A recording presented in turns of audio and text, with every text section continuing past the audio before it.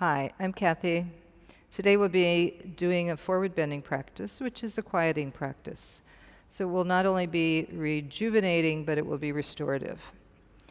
We will be using a number of props.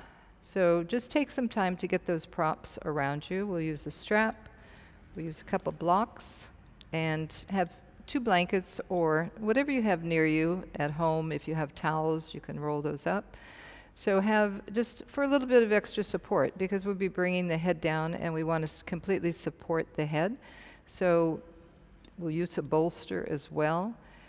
Just have those near you and then we'll start the practice. Before we get started, if you enjoy this video and find it helpful, please give it a like. And if you're new to my channel, subscribe and don't forget to click the bell so that you are notified when the new videos are uploaded. Now let's get started.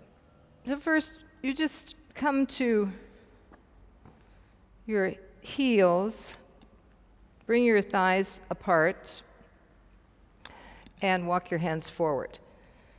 Using the hands, lengthening, at the same time lengthening the hips back. So you're getting a nice extension through both sides of the trunk, through the front spine, the back spine. And then you can just bring your head down onto the floor and rest your head.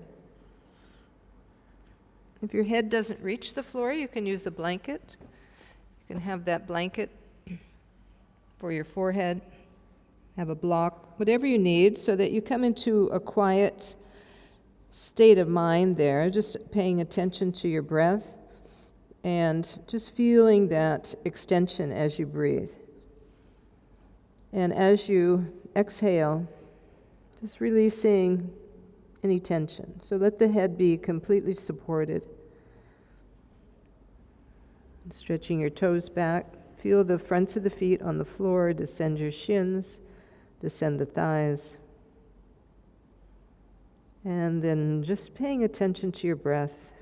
Relax your inhalation, relax your exhalation. Keeping the support of the arms, the hands, the movement of the hips back. So let your back body broaden, widen, hips sink down. Feeling the abdomen on the insides of the thighs. Relax the abdomen.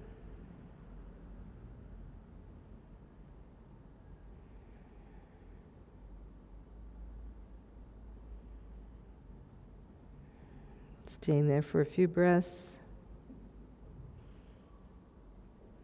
And then you'll come up, just feeling how that helped to relax your nervous system. And we'll come into Adho Mukha Svanasana now. We'll also support the head. So when you're on the block, have the narrow edge and bring that between the eyebrows right onto the block. And you want the skin moving down. Okay, so not lifting up, that's more activating, moving down. So you adjust your block. If you need to, you can have a higher block. Move your hands forward, your arms forward.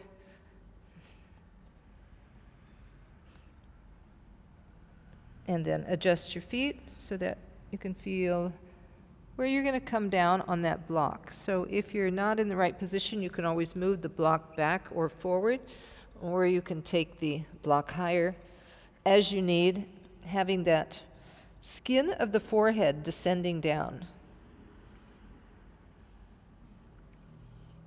Feeling the hands on the floor, grounded with the earth, the feet on the floor grounded, with the arms lengthening back.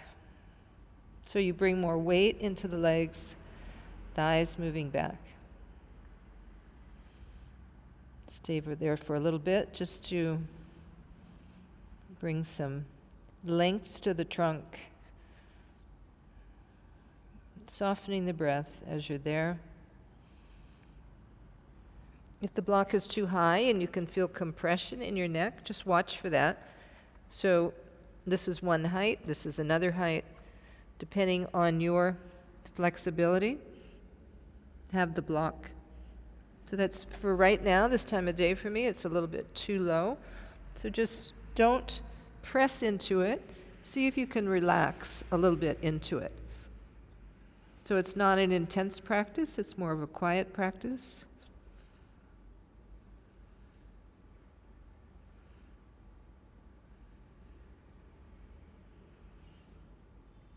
And then stepping forward, we'll come to Uttanasana. So have your feet hips width apart. So we'll decentralize. We'll bring the legs wider so there's more space in the pelvis. A bit more relaxing, especially those with tight hamstrings. So we're bending from the hips. We're having that same movement coming from the hips. So we're not bending from the back. Either take your hands wide. We'll do that first. Just come onto the fingertips, release the head down. You have the block there.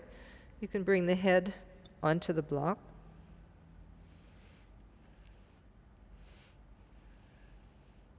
And just watch here. If you hyperextend your knees, you move out into the knee, bring more weight onto the toes. You want to distribute the weight evenly between the front of the foot and the back foot, but for those of you that hyperextend, bring that weight to the toes, the mounds of the toes.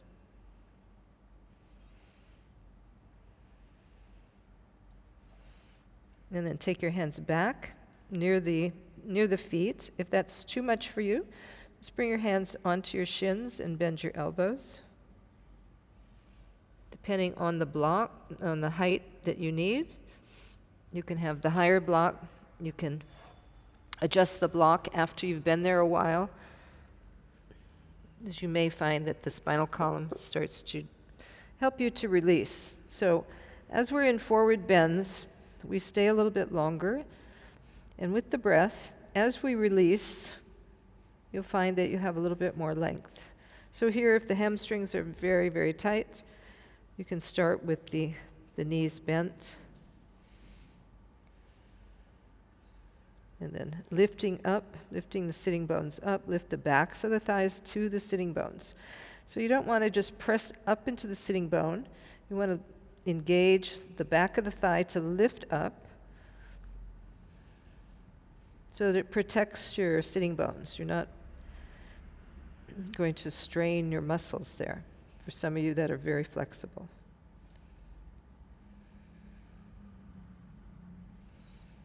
And just again, bring your attention back to your breath, soft, quiet breath. With your head supported and your hands on your ankles, lift your shoulders up away from the back of the head.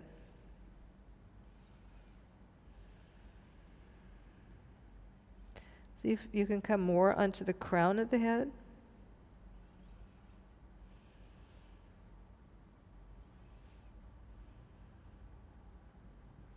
Feeling the breath through the abdomen, soft breath.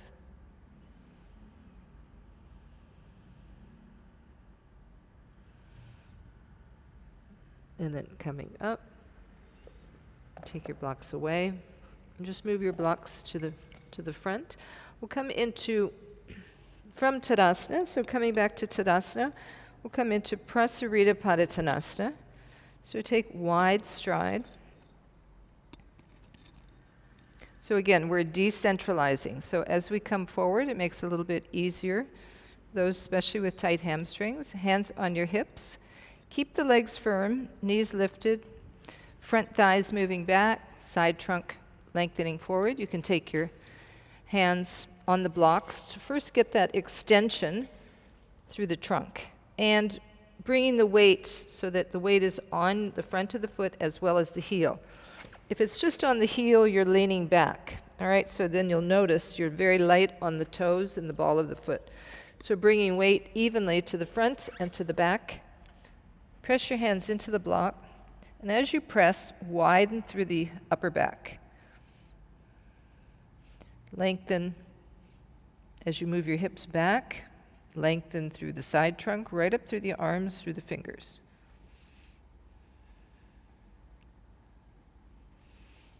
And then you can take one block away. You can bring one block down for your head, be on your forehead. You can take the block down.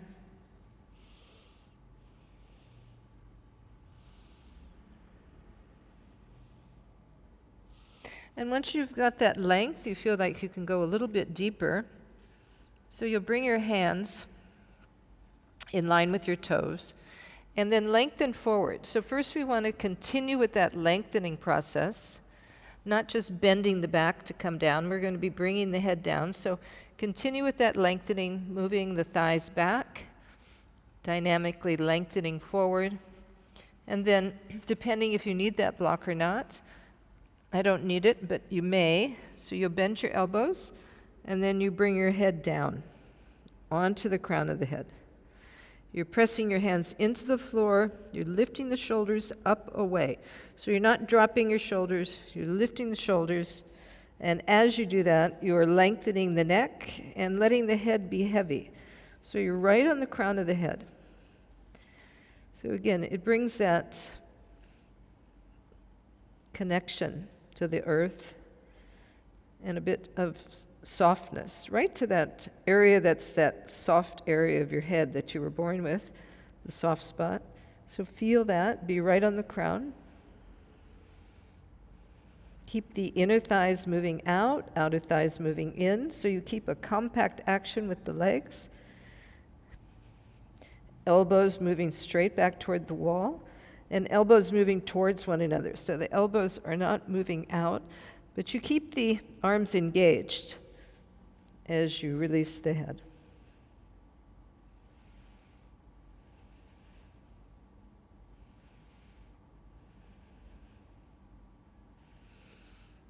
For those of you that are not going to be able to go down that far, you can have the block. And you may even have to come further out. You can rest the forehead there, have the arms further forward, and spread a little bit wider. You can also have a chair, rest your head on the chair. So just depending on your body condition, find the best way to support yourself so the head is relaxed, the breath is relaxed, and then coming up.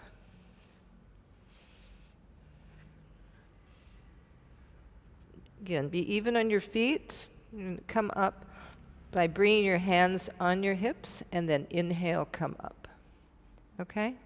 So just slowly bring your feet together. You've been down, the head has been down, so you come up, just paying attention that you have your balance.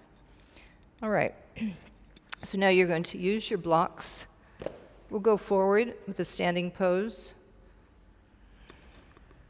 So standing in Tadasana, we're coming into Parsvottanasana. Bring your left foot back, your right foot back, your left foot forward. And with that same mindfulness about the hips moving back, the legs lengthening from the backs of the thighs, you'll come down. You can take your hands onto the blocks. If you don't need the blocks, you can bring your fingertips onto the floor. And then start to fold forward. Remembering the front hip is moving back hip is moving forward, getting that broadness through the back thigh. If you don't need the blocks, just have the fingertips onto the floor, bend the elbows, and release down any amount. Quiet breath. Just observe the breath in the abdomen. Observe your face, relax your face. Relax the entire breath as you exhale. Let the head come down.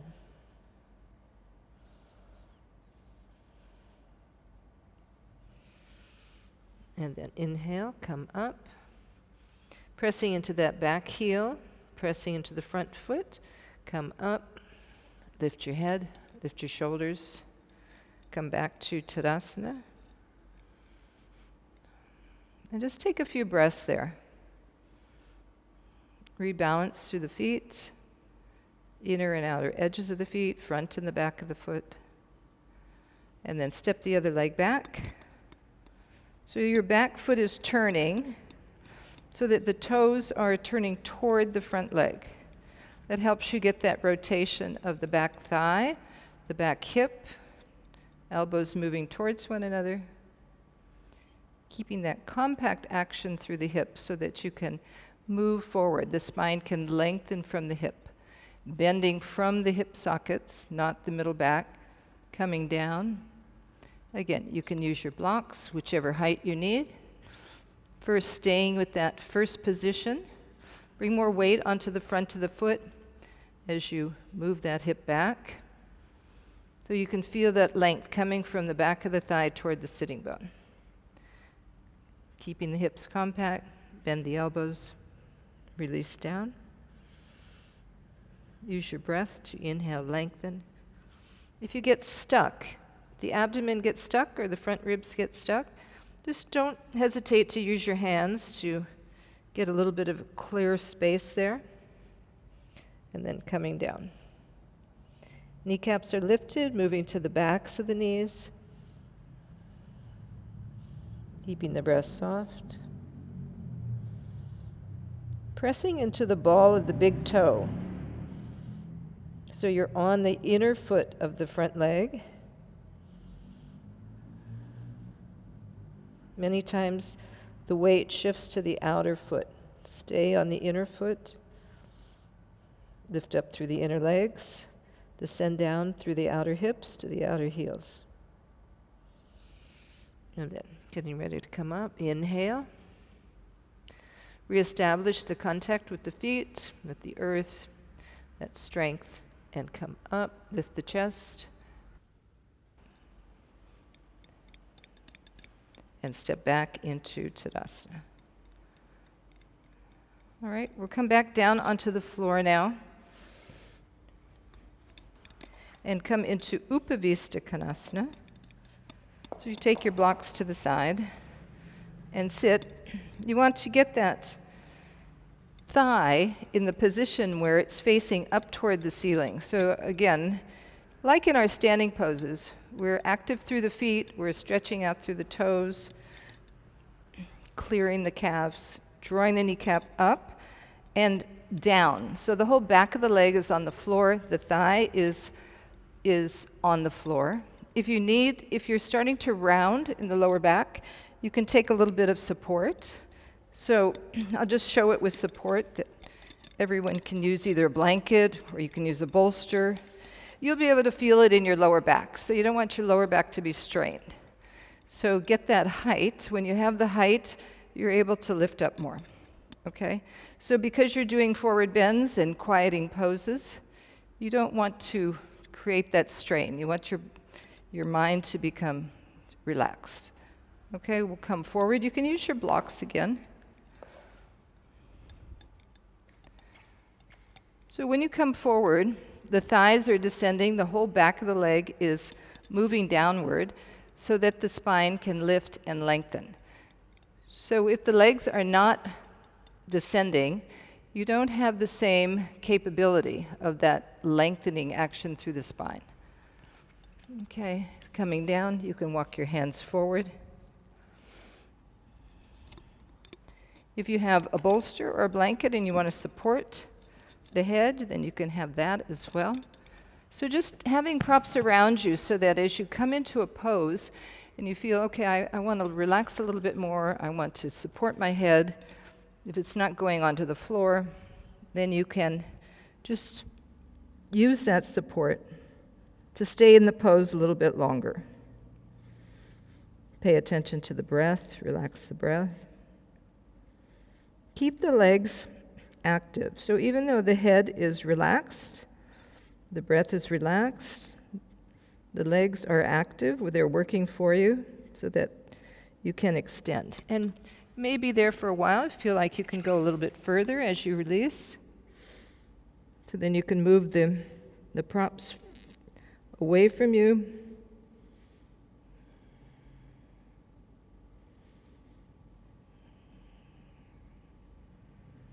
So this is a bit like we did when we were in standing, Prasarita Padottanasana with the legs wide.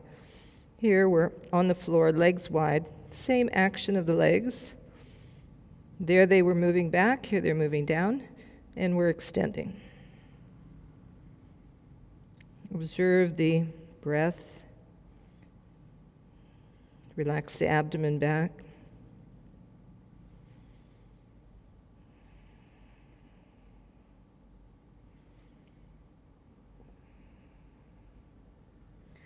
And then inhale, come up. Of course, all of these poses, you can stay longer, as long as you'd like. That's why we use props many times, so you can stay longer in a pose. There's a deeper benefit. It goes deeper within to a cellular level. It also helps to quiet the mind. So come into Dandasana now. Feet together. Thighs descending so the trunk can lift up. And here we'll bend our right knee, coming into Janu Sirsasana, so that foot comes up to the inner thigh. If you can bring it back even a little further, the heel will be at the top of its own thigh.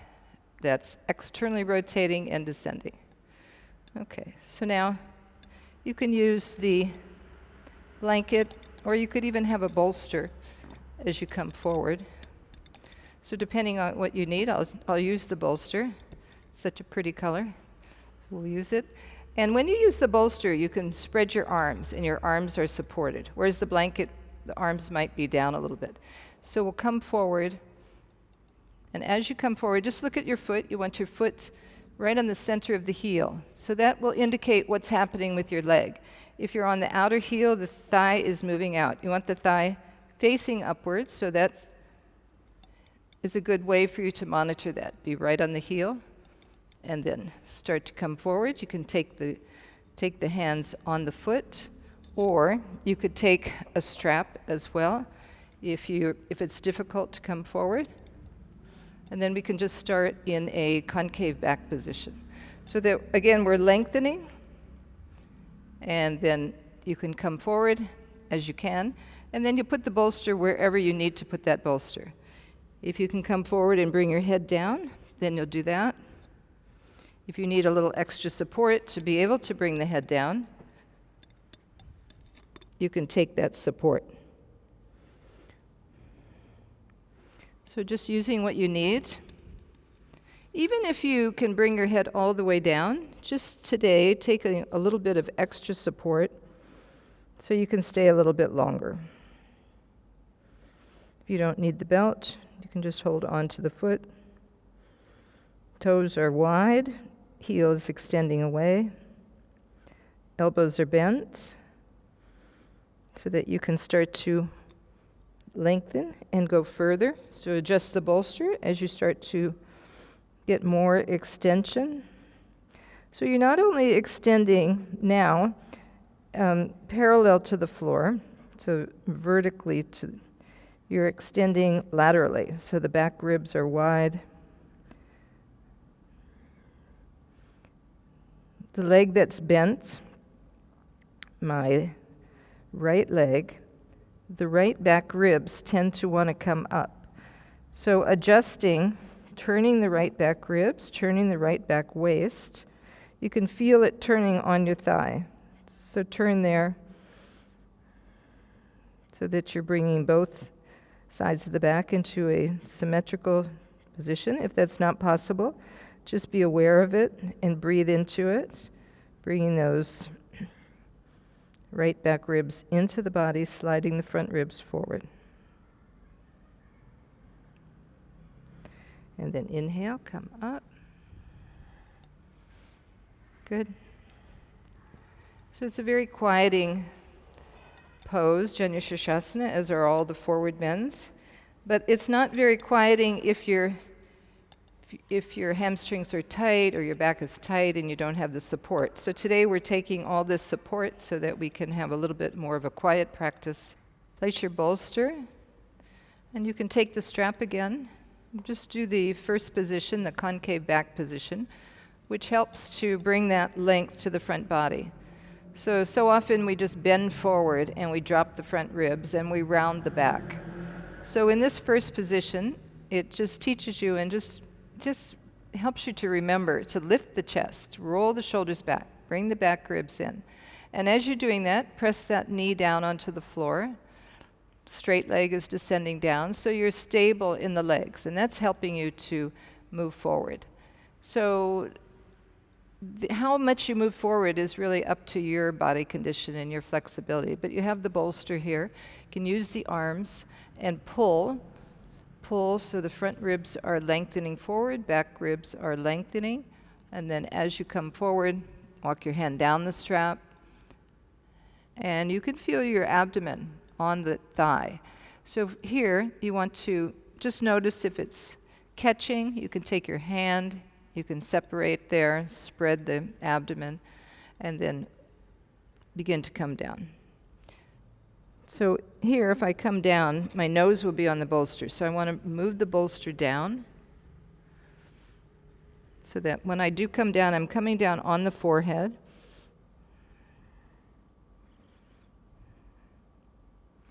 And here, if your hands are this close, you can just take your hands on your foot, bend the elbows, move the shoulders back.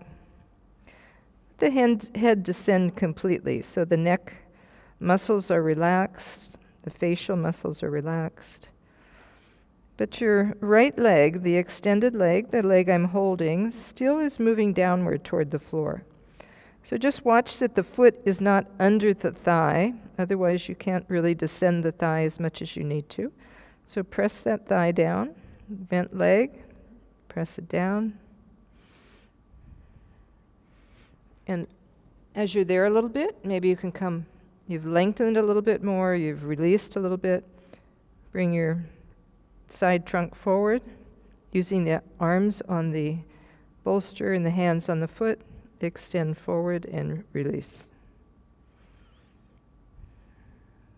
Making sure to stay right on the center of the heel so that thigh is, the inner thigh is rolling down, the inner knee is rolling down.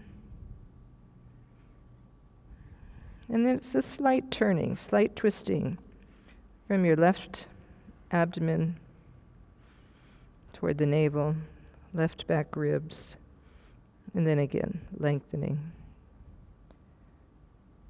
Soften with your exhalation.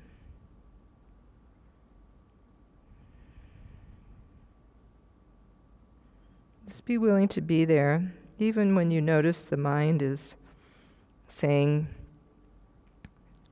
whatever it says, chattering away. Just try and stay with the breath. Release those thoughts. Be aware of sensations, breathe into it. And then getting ready to come up. Inhale, come back to that first position, lengthening. Chest moving forward, shoulders moving back. And then come up. All right, so now getting ready to go into Paschimottanasana. You'll have the bolster again on the thighs. This time both legs are together. You can take the legs a little bit apart so it'll be a little bit more restorative, a little bit more relaxing. If you want to bring your legs together, you can. So let's take that strap again and have the strap on the feet. Here, when you have the strap on your feet, you see the tendency is for the little toe side of the foot to go in. All right, so here, press to the outer edge, little toe side, and the ball of the foot. So both legs are lengthening equally, the foot is active equally, and then lift the chest. Take a nice deep breath in, lifting the sternum, front ribs are lifting, and then begin to come down. If your hands are here at the strap, then take the foot. If it's a long way for you to go down, don't worry. Just use the arms. You can have the arms supported on the bolster and just begin to hinge forward any amount and be satisfied to be there. Part of yoga is to find that inner connection and sensitivity to your own body and to do what your body needs to do at that moment. We all are in a little bit different positions, so maybe this is more difficult to come forward. The back muscles are overused and rounded, and the front body is not capable of extending that much. So just stay in this position, and then just bring your head down, quiet eyes. If you can go further, then bring your hands onto your feet, and again, rest your head. For those of you that had to stay up a little bit higher, you can also rest your head on a chair.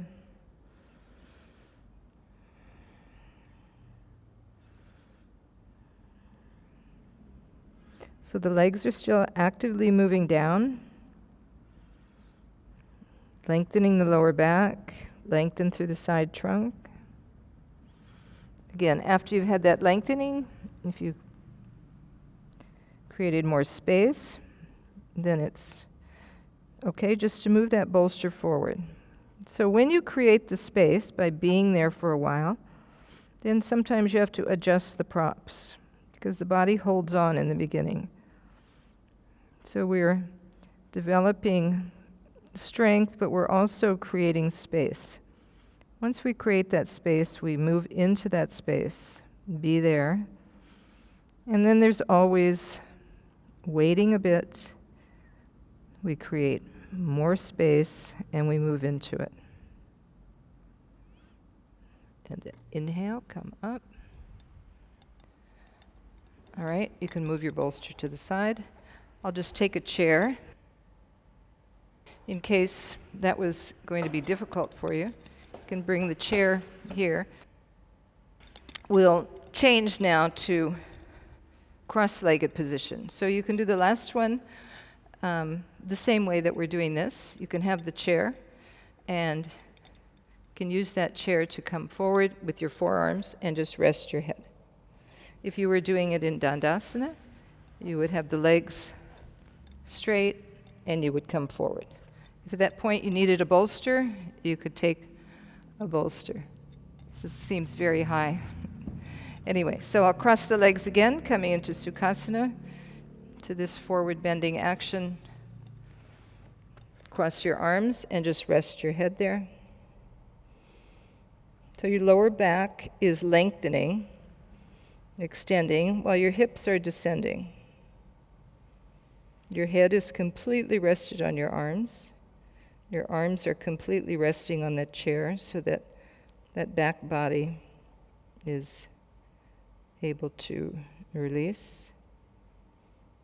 And depending how much extension you have or you've already created, you can move that chair away a little bit further away so you're still getting that deeper forward bend.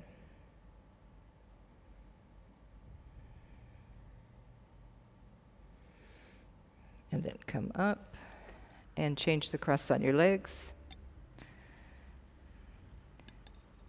So when you're crossing your legs like this, if there's any discomfort in your knees, you can either take your hips higher, you can also support the legs with some blanket here so that the legs are able to rest and descend.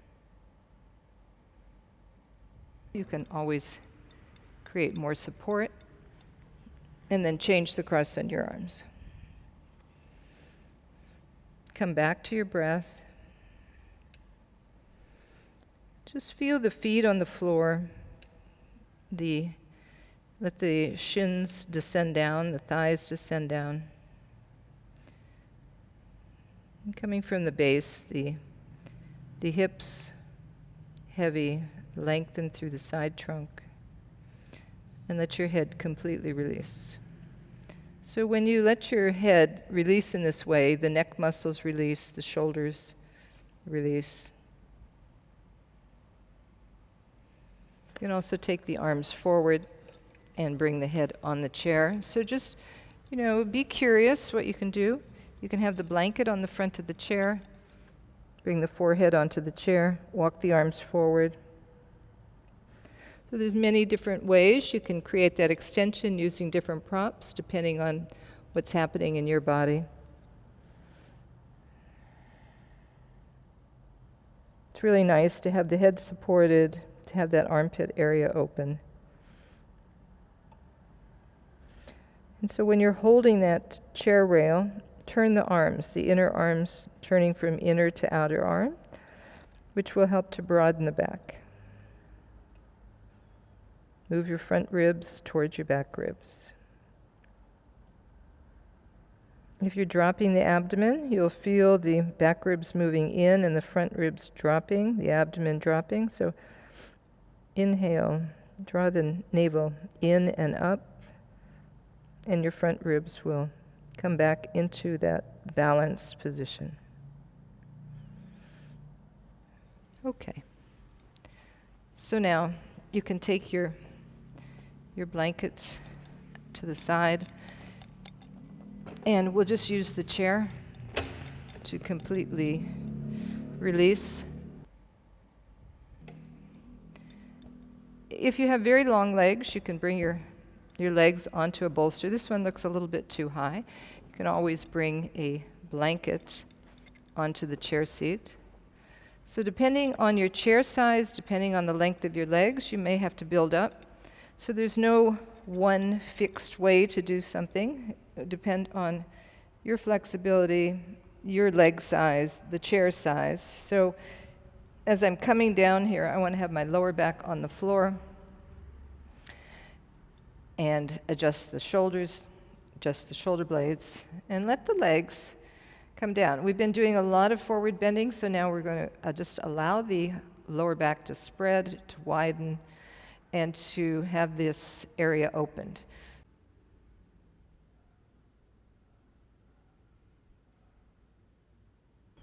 So you're lengthening the inner leg, creating a little bit of space there where we've been bending forward in the groin, just allowing the groin to open. And as you are on the floor, you can feel your back body. So just notice what you feel. Does both sides, do they feel even and balanced, or do you feel the shoulder blade on one side projecting out, or the ribs on one side, or the hips? Just observe that. Let the front body descend down into the back body. Making sure that you've adjusted the hips away. And then finally, bring the legs onto the chair so the calves are completely supported. The thighs are descending down, and you are now feeling the balance across your lower back.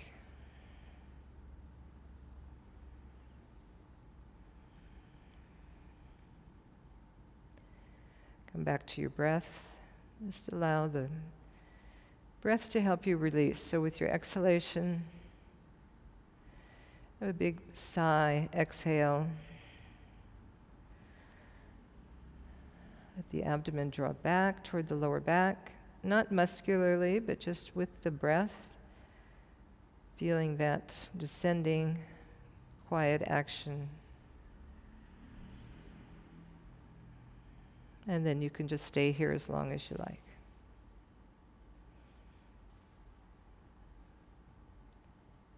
When you want to come up, you'll bring your hands onto your abdomen, bend your knees, and roll onto your side. I think I'll just leave you here. Enjoy that extra quiet state of the mind. Feel the back of the head completely supported. Let the front brain drop down to the back brain.